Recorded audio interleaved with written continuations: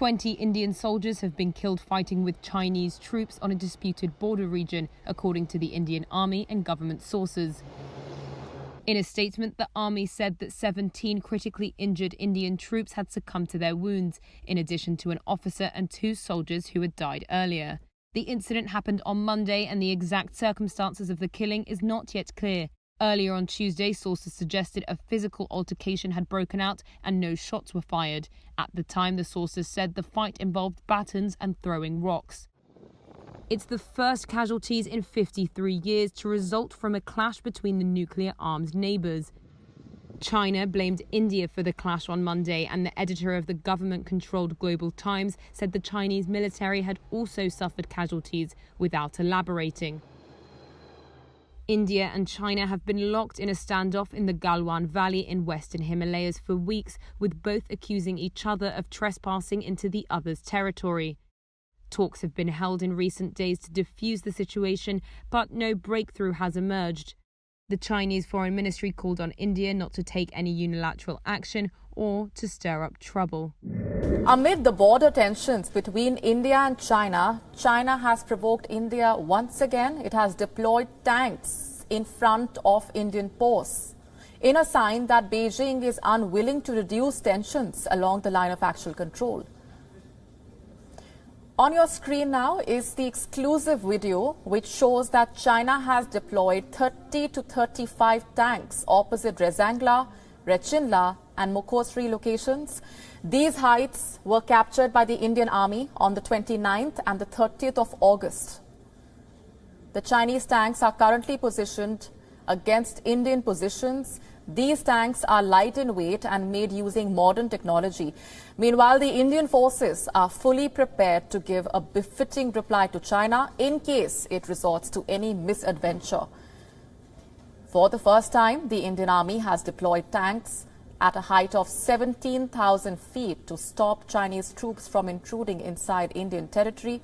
The Indian Army has deployed these tanks at the hills of Rezangla, Rechinla and Mukhosri. Few weeks ago, India's Defence Minister Rajnath Singh, remember, had said that India's handling of the border dispute with China sent a message to the entire world. The Defence Minister had asserted that New Delhi was willing to resolve the issue peacefully with Beijing, but it will not tolerate any harm to its self-esteem.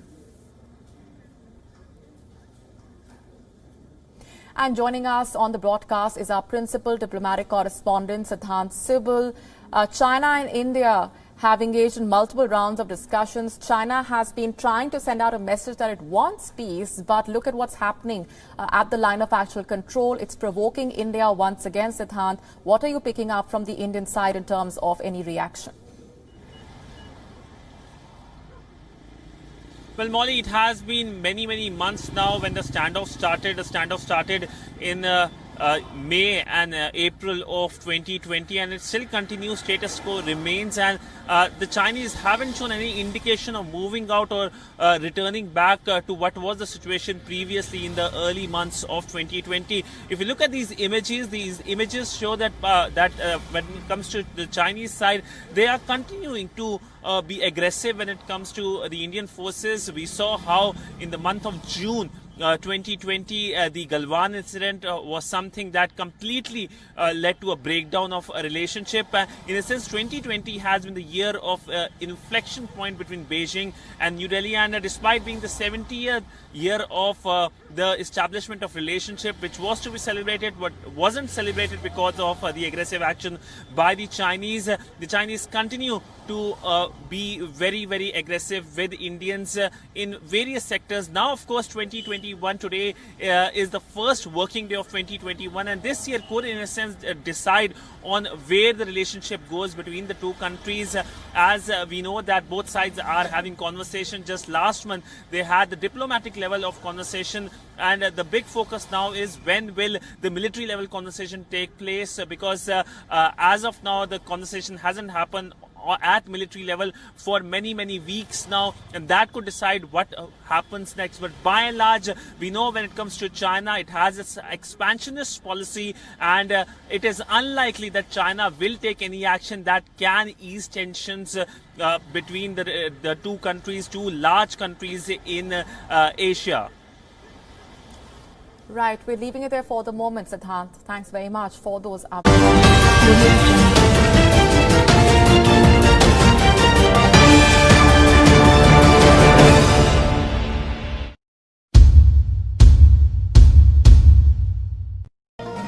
Congress has approved a new $740.5 billion defense spending bill overturning President Trump's veto as a senator warned of World War III with Beijing.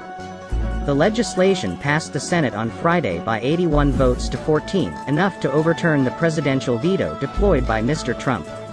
Once a law has been vetoed by the president, it requires a two-thirds congressional majority to overturn.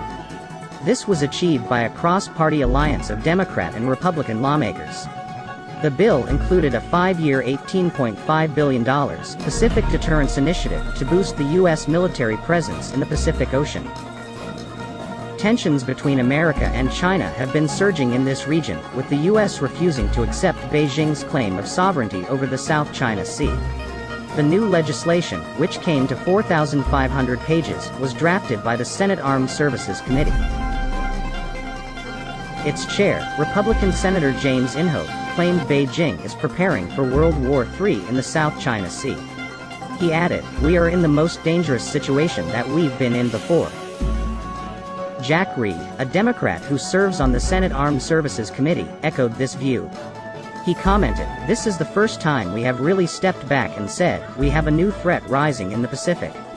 We have to take a holistic view. The Defense Act is the first time a presidential veto has been overturned during Mr. Trump's time in office."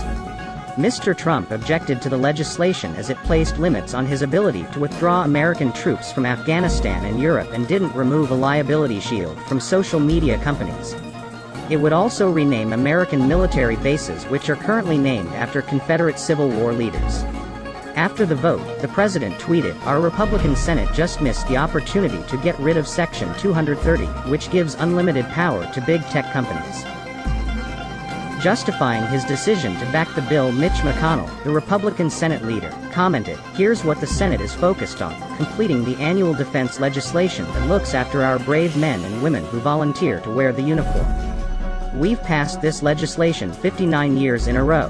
And one way or another, we're going to complete the 60th annual NDAA and pass it into law before this Congress concludes on Sunday."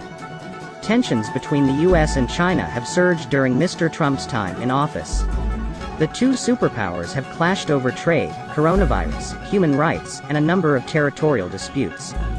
Beijing's claim of sovereignty over the South China Sea overlaps with rival claims from 6 of its neighbors. The United States, and other Western powers, refuse to accept the Chinese claim and demonstrate this by sending warships on freedom of navigation patrols through the region.